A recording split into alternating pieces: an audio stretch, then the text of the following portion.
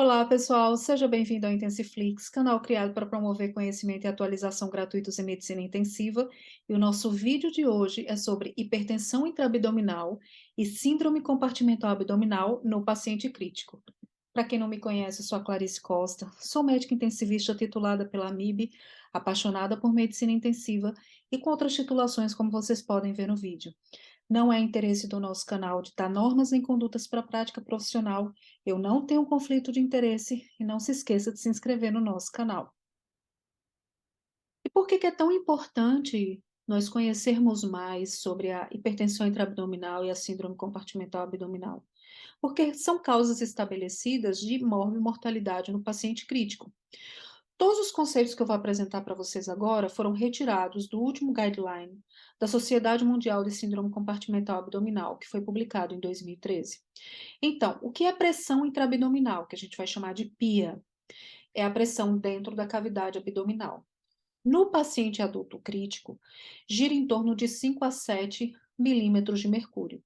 Lembrando que, a depender da compleição física do paciente e da condição clínica em que ele se encontra, essa pressão pode ser maior e não representar uma condição patológica. Dois exemplos. Um é a gestante. A gestante tem uma pressão intraabdominal maior. Outro, paciente obeso e obeso mórbido, tem uma pressão intraabdominal maior.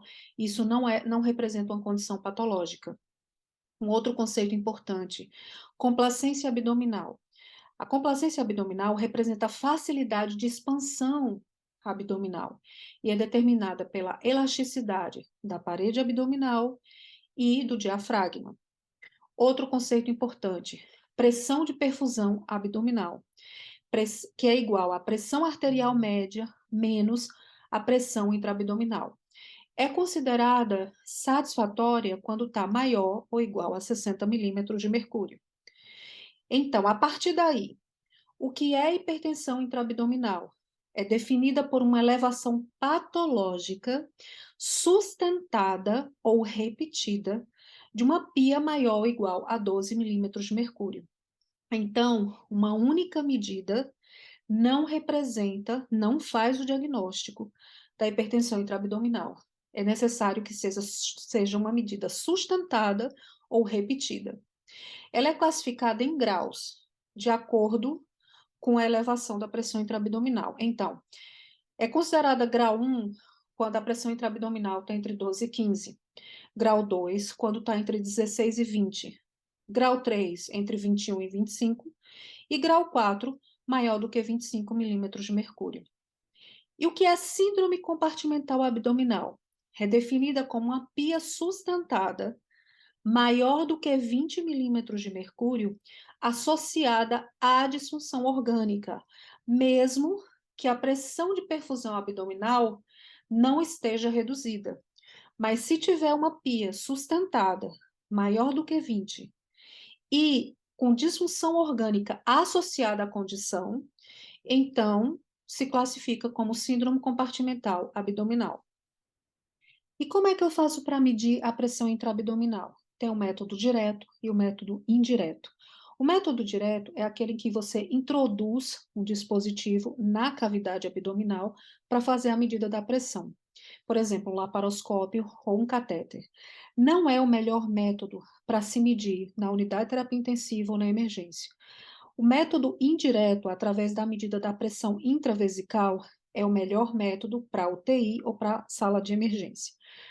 Então, eu trouxe aqui as recomendações do último guideline da Sociedade Mundial de Síndrome Compartimental Abdominal, publicado em 2013, e também duas figuras de um artigo brasileiro que foi publicado em 2016. Então, para a medida da pressão, então, intravesical, a gente precisa de um monitor multiparamétrico com um sistema transdutor de pressão, aquele mesmo que a gente usa para medir a pressão arterial invasiva, que você vai montar da mesma forma, ligar no monitor multiparamétrico. A diferença é que o canal, se ele não tiver o canal para medida da pressão intraabdominal, você pode usar outro canal, como por exemplo o canal da PVC, e ajustar a escala para 30. E aí você vai precisar de uma sonda vesical de demora, 2 ou 3 vias, com kit para introdução da sonda. Tudo tem que ser feito de forma asséptica, da mesma forma que você faz para sondar um paciente. E aí, Para conectar o sistema transdutor à sonda, por exemplo, eu trouxe 2 exemplos.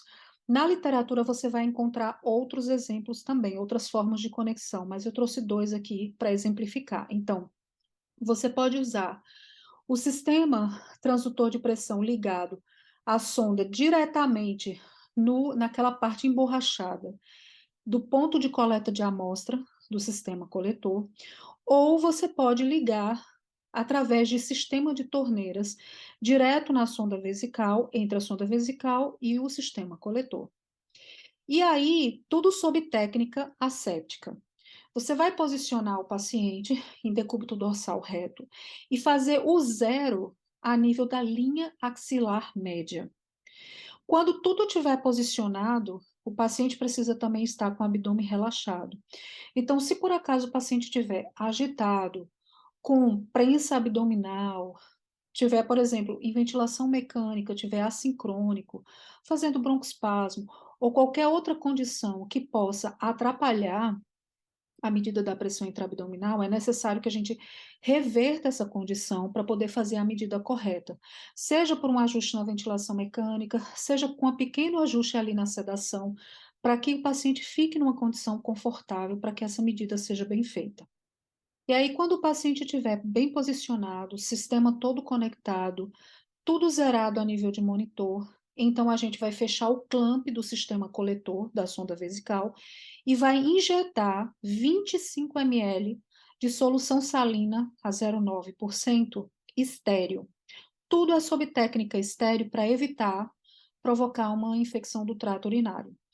E aí você vai aguardar em torno de 60 segundos e vai fazer a leitura no final da expiração, que é quando a pressão intratorácica interfere menos na pressão intraabdominal.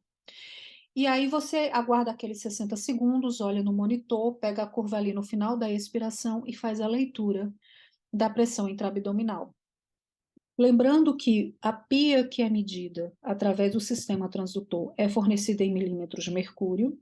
Um outro ponto importante é que quando a gente conclui a medida da pressão intraabdominal, é importante abrir o clamp do sistema coletor para que esse soro que está dentro da bexiga seja drenado e a gente precisa descontar esse volume do volume de diurese do paciente. Uma observação importante também é que os artigos que foram utilizados para fazer esse vídeo constam na descrição do vídeo. E após você fazer o diagnóstico, então, de hipertensão intraabdominal ou síndrome compartimental abdominal, é importante você definir se ela é primária, secundária ou terciária. Então, é considerada primária quando é uma condição associada à lesão ou doença na região abdômeno-pélvica. Ela é secundária quando é uma condição que não se origina na região abdômeno-pélvica. Exemplo, um paciente com choque séptico, vamos dizer, respiratório, em que ele está com extravasamento importante para terceiro espaço e recebe uma ressuscitação volêmica agressiva. Pode fazer hipertensão intraabdominal por extravasamento para terceiro espaço. Ela é considerada terciária quando é uma condição recorrente, ou seja, foi feito o diagnóstico da hipertensão intraabdominal ou síndrome compartimental abdominal, recebeu o tratamento, seja clínico ou seja cirúrgico, e aí o paciente voltou a apresentar a hipertensão intraabdominal. E é considerado como síndrome policompartimental quando um ou mais compartimento apresenta uma pressão elevada. Exemplo, abdômen crânio, abdômen tórax. E depois que a gente faz o diagnóstico da hipertensão intraabdominal, é importante saber como é que vai manejar. E aí eu trouxe um paradigma baseado em 3 pilares principais, publicados num artigo em 2020 na Critical Care, que eu achei bem interessante. A referência do artigo vai estar na descrição do vídeo. Então vamos começar. Começar pelo primeiro pilar, que é o pilar da pressão. A gente viu como é importante a gente medir a pressão intraabdominal da forma correta e fazer a interpretação correta. Lembrando que há condições em que o paciente pode apresentar uma pressão intraabdominal maior, isso não representar a condição patológica, por exemplo, gestante, obeso. Outras condições também, por exemplo, paciente ventilado com PIP elevada. A PIP, tem trabalhos que mostram que uma PIP acima de 12 pode interferir na medida da pressão da pia, mas embora essa interferência seja pequena, em torno de 1 a 2 milímetros de mercúrio. De qualquer forma, o ideal seria que a gente tivesse uma medida da pressão intraabdominal basal. O doente foi admitido na UTI, precisou ser sondado, vamos fazer uma medida basal. É fácil a gente tomar essa decisão quando o paciente entra na UTI por uma condição abdominal, ou seja, há o risco do paciente evoluir com hipertensão intraabdominal primária. Difícil a gente tomar essa decisão quando o paciente entra com condição outra. Vamos dizer, um paciente neurocrítico, é um paciente que entrou com uma SARA, é diferente. Então, de qualquer forma, vamos dizer que a gente não tenha essa medida inicial. E aí o paciente, independente da causa pela qual ele foi internado na UTI, ele está evoluindo com alteração do exame clínico abdominal e você suspeita que esse paciente possa ter uma elevação da pressão intraabdominal. E aí decide fazer a medida. Lembrar que uma medida só, ela não representa o diagnóstico de hipertensão intraabdominal. Então é necessário que você faça medidas consecutivas. Então, nesse momento, é importante a gente analisar tanto a magnitude da pressão intraabdominal quanto a dinâmica, ou seja, quanto a evolução. A magnitude seria essa pressão intraabdominal que eu medi agora, foi um aumento importante ou foi um aumento discreto? Ou seja, eu tenho ali uma pressão intraabdominal de 13, 14, é diferente eu ter uma pressão intraabdominal de 20, 22. Então, a elevação dessa pressão intraabdominal nos ajuda na tomada de decisão. Quanto mais agressiva for e rápida for a elevação da pressão intraabdominal, obviamente que a nossa conduta tem que ser precoce e muitas vezes agressiva. Um outro ponto importante é a evolução. Vamos dizer que a primeira pressão intraabdominal medida foi uma pressão ali, 12, 13.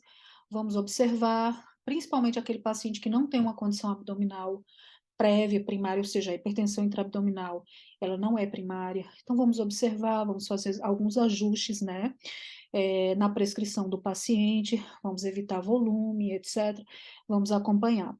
E aí o paciente apresenta ali, ficou entre 13, 14, não evoluiu mais, ficou ali, não tem repercussão clínica nenhuma, é diferente de um paciente em que você tem uma medida inicial, que o paciente está mantendo ali valores 13, 14, 15, ou seja, um grau 1, um grau 2 no máximo, mas que está apresentando disfunção orgânica, por exemplo, insuficiência renal.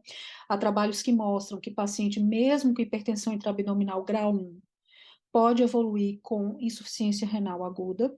Isso aí, então você precisa ser mais precoce e mais agressivo na conduta.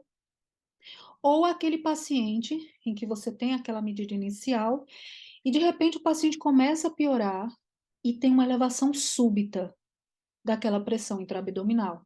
Então exige uma conduta mais agressiva, um manejo mais agressivo.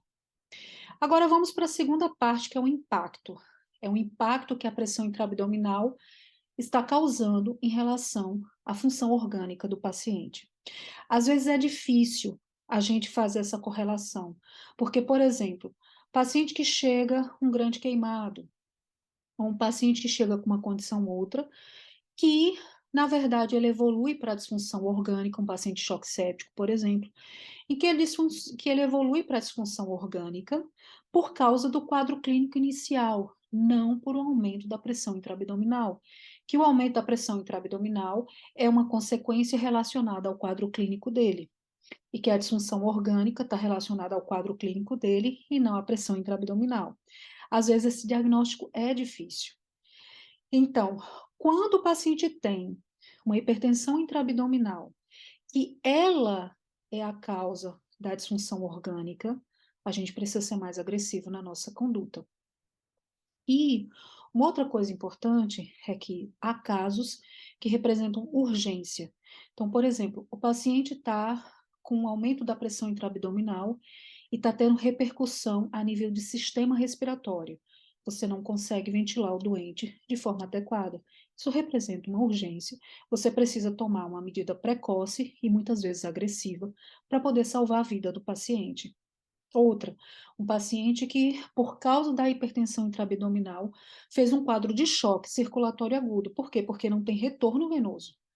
Então, você precisa tomar uma conduta agressiva e rápida nesse paciente para poder salvar a vida dele. E o terceiro pilar é a causa. Então, para que você faça o manejo correto, é fundamental que você faça o diagnóstico correto da causa que levou à hipertensão intraabdominal. Então, na hipertensão intraabdominal primária, você pode ter por aumento do volume abdominal, por exemplo, distensão de víscera oca, ou então aumento do conteúdo intraluminal de vísceras ocas. Você pode ter um aumento do conteúdo abdominal por líquido, seja livre ou seja coletado, pode ter também por ar, né? E também você pode ter uma redução da complacência abdominal. Então, pode ser por uma correção de hérnia ventral, o paciente pode ter tela na parede abdominal, pode ter várias cirurgias prévias que reduziram a complacência abdominal e outras causas, ou você pode ter a combinação de ambas. E a partir do diagnóstico correto, você tem condições de definir então se o manejo vai ser clínico ou cirúrgico, ou inicialmente clínico se o paciente não responder cirúrgico. Então, esses três pilares vão nos ajudar a organizar o nosso raciocínio e montar a melhor estratégia para o nosso paciente. Baseado então no raciocínio do slide anterior, nós precisamos nos fazer três perguntas. A primeira é: há necessidade ou indicação de intervenção? Segunda, quando intervir? E a terceira, qual o melhor método de intervenção? Lembrando que o sucesso do nosso tratamento vai depender do diagnóstico correto de hipertensão intraabdominal, do diagnóstico correto da causa que levou à hipertensão intraabdominal e da condição clínica do paciente. Então, eu trouxe um algoritmo de manejo da Sociedade Mundial de Síndrome Compartimental Abdominal, foi publicado em 2013, é o último algoritmo publicado por eles. Então, feito o diagnóstico de hipertensão intraabdominal, a gente vai partir então para o suporte clínico e fazer o diagnóstico da causa correta que levou à hipertensão intraabdominal. Então, suporte clínico inclui garantir a ventilação do doente, garantir estabilidade hemodinâmica, se for possível, garantir uma boa pressão de perfusão orgânica, evitar o excesso de fluidos para esse paciente e tentar reduzir, com o manejo clínico, a pressão intraabdominal. Então, se a pressão intraabdominal é primária e não tem indicação cirúrgica imediata, então eu vou tentar, com manejo clínico, melhorar a condição do doente. Então, se for por redução da complacência da parede abdominal, o GAID sugere sedação e analgesia, bloqueio neuromuscular e manter uma cabeceira menor ou igual a 30 graus, para evitar piora da complacência abdominal. Se a causa for primária, por aumento do conteúdo intraluminal ou distensão de víscera oca, então vou tentar descomprimir através de sonda nasogástrica, ou então sonda retal, ou colonoscopia descompressiva, associar procinético se tiver indicação. Se a causa for por aumento de volume intraabdominal, por acúmulo de fluidos, seja livre, seja através de coleções, ou então por ar, então, se for por fluidos, tentar paracentese, drenagem percutânea. Obviamente que se for sangue e ar, então o paciente precisa ser avaliado rapidamente para a cirurgia. Então, depois disso, mantém então o balanço desse paciente ajustado de acordo com a necessidade dele de fluidos ou não. E se a hipertensão intraabdominal for de causa secundária, então, por exemplo, não é de causa primária, é uma causa secundária, em que a pressão intraabdominal aumentou por excesso de administração de fluidos, então eu preciso negativar o balanço desse doente, seja por ultrafiltração, seja por administração de diuréticos. Uma coisa importante no manejo de suporte desse paciente é lembrar que quando o paciente apresenta o aumento da pressão intraabdominal, a gente deve considerar também a pressão transmural no cálculo da mecânica ventilatória, para otimizar a ventilação mecânica desse doente, e também na interpretação das pressões de enchimento durante a monitorização hemodinâmica. Então, Se nós conseguirmos, através do manejo clínico, melhorar a condição do doente, ou seja, ele não tem indicação cirúrgica, e aí com manejo clínico nós conseguimos melhorar a condição dele, então a gente segue fazendo o que deu resultado, vai monitorizando a pressão intraabdominal, e a partir do momento que o paciente estabilizar a pressão intraabdominal, cair abaixo de 12, nós conseguimos resolver a condição do doente. Mas se apesar do manejo clínico, o paciente evoluir com aumento progressivo da pressão intraabdominal, refratário às medidas clínicas instituídas e evoluindo com falência orgânica, então a gente vai partir então para o diagnóstico de síndrome compartimental abdominal, que é uma pressão intraabdominal sustentada maior do que 20, com disfunção orgânica associada. Seguindo então o algoritmo, se o paciente tiver uma síndrome compartimental abdominal de causa primária, ele tem indicação de descompressão cirúrgica abdominal. Se a causa da síndrome compartimental abdominal for secundária ou terciária, e ele tiver sinais de falência orgânica progressiva, ele também tem indicação de descompressão cirúrgica. Mas, se for de causa secundária ou terciária, e esse paciente responder inicialmente ao manejo clínico e ao manejo clínico de suporte, então você pode seguir acompanhando esse paciente e ir avaliando. Se ele seguir melhorando, boa evolução, ok, normalizar a pressão intraabdominal, resolvido está o problema do doente. Mas, se por acaso ele voltar a piorar, voltar a apresentar sinais de falência orgânica, então ele precisa ir também para descompressão cirúrgica. Então é isso, pessoal. Espero que esse vídeo tenha sido útil para você. Se você gostou, se inscreva no nosso canal, dê o seu like, comente, compartilhe. E nos encontraremos no próximo vídeo. Obrigada!